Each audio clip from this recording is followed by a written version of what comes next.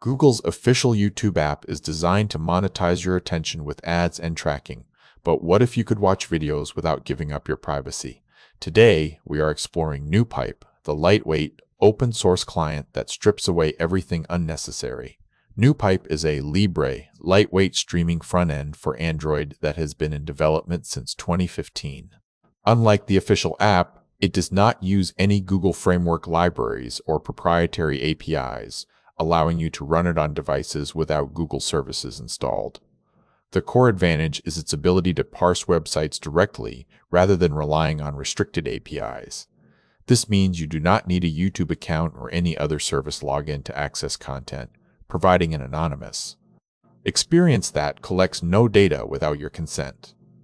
Beyond just YouTube, NewPipe supports a wide range of services, including PeerTube, Bandcamp, SoundCloud, and Media.ccc.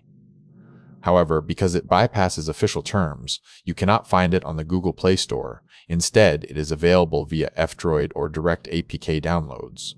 The app currently offers a clean interface free from annoying ads and questionable permissions. While the project aims for stability, it is important to note that NewPipe is still in beta, so users might encounter bugs, which should be reported on their GitHub repository. NewPipe is committed to remaining free software under the GNU General Public License. The development team consists of volunteers who welcome contributions, ranging from translations and design changes to major code rewrites to improve the modern user experience. In the landscape of 2026, NewPipe stands as a classic, lightweight option alongside modern alternatives like LibreTube. It proves that you can enjoy web-based media without sacrificing your privacy or installing proprietary tracking frameworks on your device. NewPipe gives you control over your digital life by removing ads and trackers.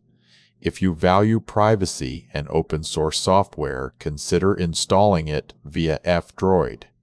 Have you tried switching from the official app? Let us know in the comments.